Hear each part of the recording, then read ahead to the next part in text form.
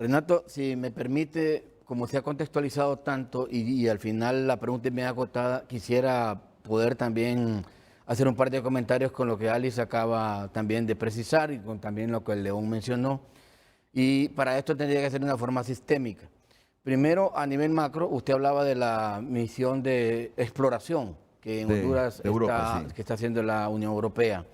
El papel o el rol de, por ejemplo, Naciones Unidas, de PNUD, donde está Alice aquí de representante, y también no digamos el papel de Luis León como representante del Instituto Holandés para la Democracia Multipartidaria, que es una entidad que de alguna manera trabaja vinculadamente con la Unión Europea, que no se ha mencionado acá, y la Unión Europea también ha jugado un papel muy preponderante.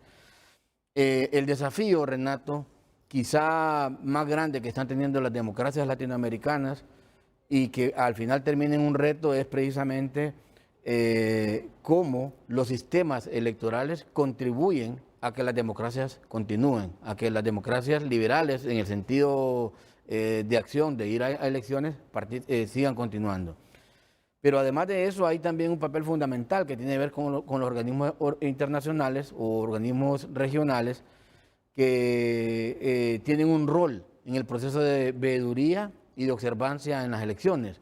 Y es que cada vez más, Renato, y esto va a pegar con la pregunta que usted me hace, cada vez más se perfecciona los niveles de observancia. Antes, las misiones de observación electoral iban orientadas en función de intuición, iban orientadas en función de un checklist o en función de una ficha de observación. Hoy en día, la misma dinámica en la que han estado participando en tantas elecciones de observación, han ido perfeccionando las técnicas y métodos de observación. Y eso ha llevado a que, por ejemplo, en los últimos casi 15, 20 años, todas esas observaciones, que estas misiones de observación de la Unión Europea, de la OEA, de Naciones Unidas y de otras entidades que hayan dado, hayan permitido que en Honduras, en noviembre del 2016, la clase política hondureña, los diferentes diputados representados en el Congreso Nacional, recogieran de esas observaciones de las misiones electorales el indicativo de fiscalizar el financiamiento de las campañas políticas, y es donde nace el noviembre del 2016, a raíz de recolectar toda la inquietud de la ciudadanía y principalmente el rol de las organizaciones internacionales, pero también la anuencia, y yo digo que por primera vez se rompió un paradigma de la clase política hondureña, porque ¿qué político quiere hacerse un paradigma, un harakiri?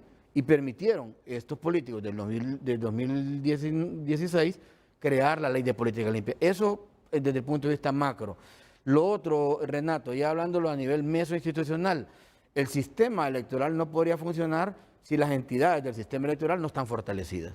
Y ya hoy vemos con la última reforma de todas las que se han hecho, de la última reforma electoral, en la que se refiere a cómo quedan las entidades, está y prima la Constitución de la República, luego la ley del Consejo Nacional Electoral, la ley que aún falta por aprobarse del Tribunal de Justicia Electoral, y está la ley de fiscalización del financiamiento político electoral. Por lo tanto, en su artículo 5 de la nueva ley ya se contempla la creación dentro del sistema electoral, Renato, de la unidad de política limpia. Le dije que iba a hacer un poco, mi introducción un poco sistémica, porque quiero caer específicamente a esa pregunta que usted me hace. Luego, si lo vemos desde el punto de vista micro, y ya no solo mesoinstitucional, micro es también el rol de los partidos políticos. Aquí poco se ha hablado en este momento, hasta el momento. Yo sé que Alice tiene, como Luis León, una idea muy clara del rol que los partidos políticos están jugando para el fortalecimiento no solo del sistema político electoral, sino de las instituciones mismas. Y aquí el rol con los partidos políticos tiene que ver con los actores. Si antes fue piramidal, o sea, comenzábamos nosotros como unidad, o el Consejo Nacional como unidad, antes tribunal, a ese diálogo con los partidos políticos a nivel local, regional, y subíamos hasta la superestructura, hoy la coyuntura actual demanda hablar directamente con la superestructura de los partidos políticos para comenzar a bajar. Porque si ese mensaje de rendición de cuentas, ese mensaje de transparencia, ese mensaje de entender que el próximo proceso electoral de las elecciones generales debe ser transparente, tal como lo está mencionando frente a frente en su rotulación, transparente, pero también sobre todo en paz y con rendición de cuentas, entonces si la clase política o los representantes de los partidos políticos en su superestructura más alta no lo bajan hacia los demás, tendremos entonces una serie de líderes políticos aspirando a cargos de elección popular que, entre comillas, dejarían mucho que desear, y es de ahí donde viene el rol de las entidades como el Consejo Nacional Electoral y de la Unidad de Política Limpia y también del Tribunal, para poder saber que estas personas que participan son las personas ideales. Y finalmente, en el aspecto meta, que tiene que ver ya con la ciudadanía, está bien todo lo que se ha recogido de lo que las ciudadanas y ciudadanos dicen, incluso a nivel de estos Twitter que usted ha dado lectura, se puede aprender mucho. Ese feedback de la retroalimentación, hoy en día, el papel suyo y de otros colegas periodistas a nivel de los medios de comunicación que recogen la inquietud y la incertidumbre y la expectativa de la población hondureña en materia de sistema electoral, sirve mucho para poder hacer un enchufe de algo que todavía falta. Y lo hago en función de una pregunta-problema que yo mismo me voy a contestar. ¿Qué tipo de ciudadanía estamos construyendo en Honduras entre los disensos y consensos para fortalecer el sistema político electoral? De ahí recogemos que así como existen brechas sociales, históricamente, brechas económicas, también han existido brechas políticas. Y esas brechas políticas, Renato, se pueden medir con las reformas electorales que se han dado. Hay todavía, aún con reformas electorales, como lo decía Alice, que han sido buenas, la creación de la Unidad de Política Limpia, la creación reciente de la ley del Consejo Nacional Electoral, hay todavía una brecha de reformas electorales que nos permitiría decir, faltan estas para perfeccionar el sistema político electoral. Hoy en día el debate es si se debe o no aprobar el presupuesto lo más pronto posible para el Consejo Nacional Electoral, y ahí pasa por decir dos cosas. Una es el qué, que es la aprobación del presupuesto, y la otra es el cómo, porque hay una modalidad de cómo va a ser implementado este nuevo recurso que el Consejo Nacional Electoral en tiempo y forma remitió al Congreso para que fuera aprobado. Y decir, antes de contestar su pregunta, Renato, porque era el preámbulo. No, yo sé que sos un hombre muy inteligente, pero no es eso lo que trato de mostrar. Yo reconozco, pero como que nos desviamos un poquito. No, quiero contestar la pregunta, pero se contextualizó tanto que no podía dejar desapercibido las aseveraciones y afirmaciones de Alex y las de Luis León, que son para mí muy importantes porque son observadores también.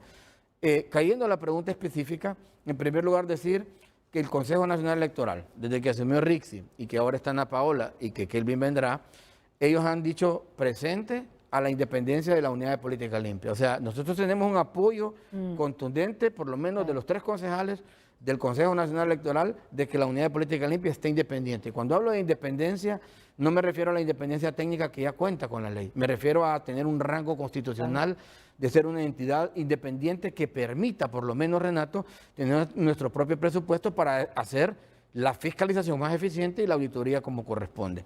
Eso por un lado. En segundo lugar, aunque parezca paradójico, porque como se ha satanizado tanto la clase política, el Congreso Nacional actual, el año pasado nos dio apertura, aún en tiempos de pandemia y en 2019, para que nosotros, sin iniciativa de ley, porque no la tenemos los comisionados, pudiéramos estar en la Comisión de Reformas Electorales y poder presentar una propuesta de reforma electoral a la unidad que fuera integral y radical. O sea, modificar toda la estructura actual de la Unidad de Política Limpia, llevándola a un rango constitucional, y eso es parte de la expectativa, Renato, que para fortalecer el sistema político electoral nosotros necesitamos y la ciudadanía ocupa.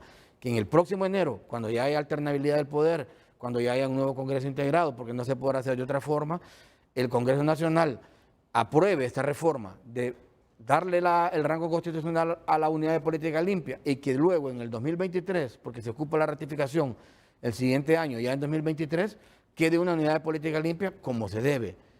Como usted lo mencionaba, la ley actual consigna cuáles son las limitaciones para los aportes. Hay aportes para personas naturales y hay aportes para personas jurídicas. El salario mínimo electoral es de 10.200 lempiras. Estos salarios mínimos electorales es importante que la ciudadanía los entienda, porque no solo informar, sino que también orientar en esto, Renato. Y el salario mínimo nos sirve tanto para la sanción pecuniaria, en la que la unidad tiene su rol, como también para el aporte. Por ejemplo, una persona natural, usted, por ejemplo, si quisiera aportar a un partido político o a un sujeto obligado, no puede aportar más de 120 salarios mínimos. Eso significa que no puede aportar más de 1.200.000 lempiras como Renato Álvarez a un partido político o a una organización política. Diferente a una figura jurídica que el techo para aportar son 1.000 salarios mínimos. Una empresa no puede aportar arriba de 10.200.000. Aspectos como estos la unidad los vigila. Y quiero, porque estamos hablando de novedades, y porque está aquí también Alex de Naciones Unidas y está Luis León del NIM, que son dos entidades que han apoyado a través del PNUD contundentemente a la Unidad de Política Limpia. Quiero mencionar que la novedad, Renato, para este año en las elecciones generales, en lo que se refiere a la fiscalización del financiamiento político electoral, es que con apoyo del PNUD, nosotros estamos construyendo en este momento una plataforma digital que nos va a permitir hacer la auditoría en tiempo real. O sea, no le quita la primacía a la ley de que cada sujeto obligado, llámese en esta elección general, alianza política, candidato de partido político o candidata o candidato independiente y partido político, presente sin forma en físico, pero ya lo iríamos llevando con esta plataforma que estamos creando con apoyo del PNUD, con una empresa uruguaya, poder tener este sistema donde van a ir ingresando sus datos de ingresos versus los egresos y poder al final tener un balance. Digo esto porque pega con el tema tecnológico, pega con lo que el Consejo Nacional Electoral está pidiendo ahorita en este momento al Congreso Nacional, que le aprueben el presupuesto de los 800 millones de lempiras adicionales para precisamente tecnología. Y con esto cierro, y por eso hablaba, no solo es el qué, que es la aprobación del presupuesto, es el para qué y el cómo. Y el Consejo Nacional Electoral lo necesita, y lo han manifestado sus concejales, y la concejal presidenta lo necesitan precisamente para estas modalidades de las que usted hacía referencia, que son modalidades tecnológicas.